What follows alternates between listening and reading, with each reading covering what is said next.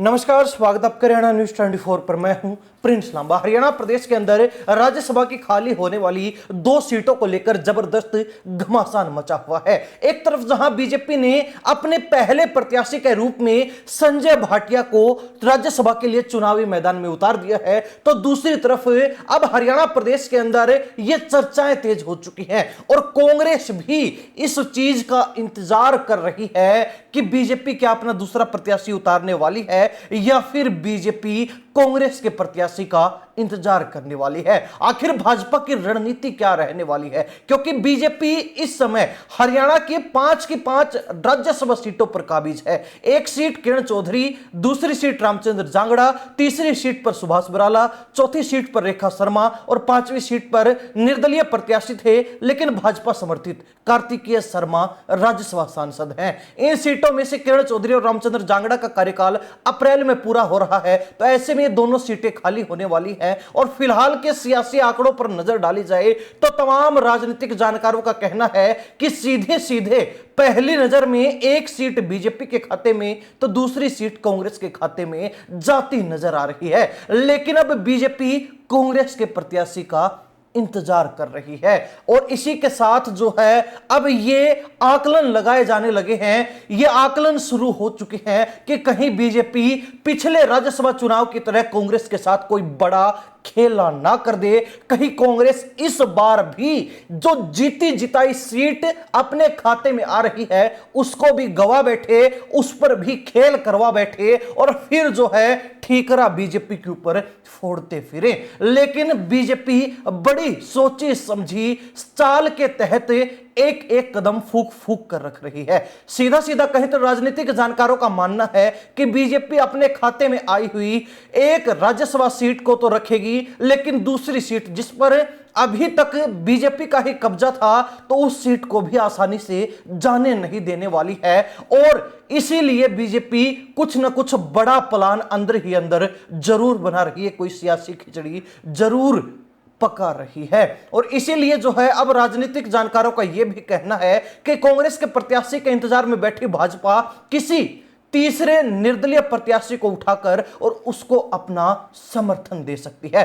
खैर, आखिरी दिन जो नामांकन का राज्यसभा के लिए वो 5 मार्च है, यानी कि कल का दिन है। तो ऐसे में कहीं ना कहीं अब कांग्रेस को अपने प्रत्याशी का ऐलान करना है और अगर कोई तीसरा प्रत्याशी राज्यसभा के लिए नामांकन नहीं करता तो ऐसे में कांग्रेस की एक सीट जरूर आ जाएगी और एक सीट बीजेपी के खाते में चली जाएगी। लेकिन अगर कोई तीसरा प्रत्याशी राज्यसभा सीट के लिए नामांकन करता है तो अंदाजा लगाया जा सकता है कि सीधा सीधा कोई बड़ी जो है प्लानिंग भाजपा की तरफ से की जा रही है। क्रॉस वोटिंग हो सकती है या फिर पूर्व में जिस तरीके से स्याही बदली हुई उस तरीके से जो है कुछ भी मुमकिन है, क्योंकि राजनीति में किसी भी समय कुछ भी हो सकता है। किसी भी बात से, किसी भी जो है अनुमान से मुंह नहीं फेरा जा सकता है। किसी भी अनुमान को, किसी भी आकलन को पूरी तरह नकारा नहीं जा सकता है। हरियाणा के राजनीतिक परिदृश्य की बात करें तो इस समय हरियाणा के अंदर बीजेपी के पास 48 सीटें हैं, तो वहीं कांग्रेस के पास 37 विधायक हैं। इसके अलावा 2 विधायक इनेलो के पास हैं और 3 विधायक निर्दलीय हैं। कुल मिलाकर 90 विधायक हैं और इनमें से जो 2 राज्यसभा सीटें खाली हो रही हैं तो एक सांसद को चुने जाने के लिए 31 वोटों की जरूरत पड़ेगी। अब 31 वोट देकर भाजपा अपना पहला सांसद आसानी से चुन लेगी। उसके बाद बीजेपी के पास जो है पीछे 17 विधायक बचते हैं। अब 17 से 31 वोटों का आंकड़ा बहुत दूर रह जाता है, तो ऐसे में सीधे सीधे अनुमान लगाएं कि बीजेपी अपना दूसरा प्रत्याशी उतार देगी और कांग्रेस के विधायकों को तोड़ लेगी, तो पहली नजर में ये बिल्कुल भी मुमकिन नजर नहीं आ रहा है। क्रॉस वोटिंग भी कहीं ना कहीं इतनी भारी मात्रा में मुमकिन नहीं हो पाएगी। तो ऐसे में बीजेपी किसी तीसरे प्रत्याशी को मैदान में उतारकर और उसका समर्थन करके बड़ा खेल रच सकती है। वैसे तो बीजेपी के 17 विधायक एक सीट लेने के बाद पीछे बचेंगे। उनमें अगर 2 इनेलो विधायकों का 3 निर्दलीय विधायकों का समर्थन भी बीजेपी ले ले तो फिर भी 22 विधायक बनते हैं और बीजेपी को दूसरी सीट भी जीतने के लिए 9 विधायकों की जरूरत पड़ेगी। अब वो 9 विधायक भाजपा कांग्रेस से तोड़ पाएगी या नहीं, ये तो भविष्य के गर्भ में है, लेकिन सब कुछ अब इस पर टिका हुआ है कि कांग्रेस कैसा प्रत्याशी राज्यसभा सीट के लिए मैदान में उतारती है।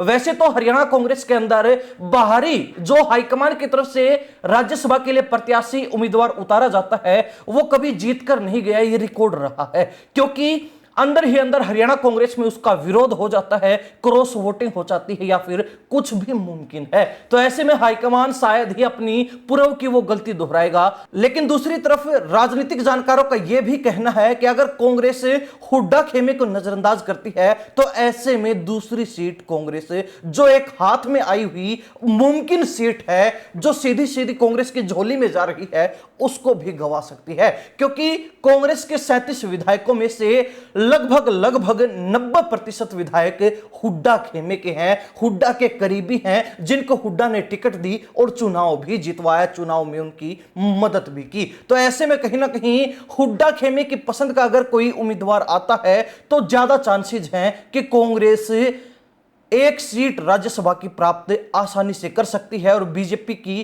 क्रॉस वोटिंग की प्लानिंग या फिर कोई और प्लान, कोई और सियासी खिचड़ी काम नहीं आएगी, बीजेपी की दाल नहीं गलेगी। लेकिन अगर कांग्रेस में कोई ऐसा प्रत्याशी उतारा जाता है जिसका विरोधाभास देखने को मिला और कोई तीसरा प्रत्याशी भी मैदान में आ जाता है तो फिर बीजेपी पूरा पूरा खेल रच सकती है। सबकी निगाहें इसी पर टिकी हैं कि दूसरी सीट के लिए बीजेपी किस तरीके से जो है क्या सियासी तिगड़म लगाती है, क्या चाणक्य नीति काम में लाती है और कैसे दूसरी सीट को बचाने में कामयाब होगी या फिर नहीं।